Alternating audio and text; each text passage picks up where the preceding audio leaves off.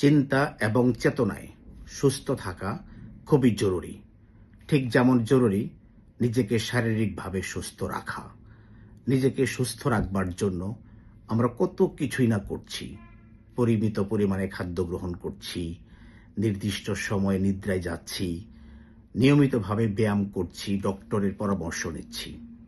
নিজেকে সুস্থ রাখবার জন্য, নিজেকে ঠিক রাখবার জন্য, কর্মক্ষম রাখবার জন্য আমাদের কত প্রাণপণ চেষ্টা।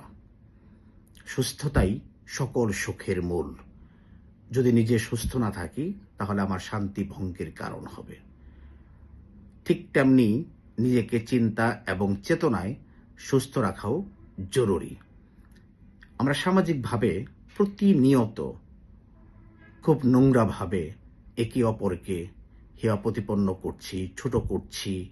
আমার আচার, ব্যবহার, কর্ম দিয়ে অন্যকে দোষারোপ করছি, অন্যের দোষ খুঁজে বের করছি, ছোট করছি, নিজেকে নগ্নভাবে উপস্থাপন করছি।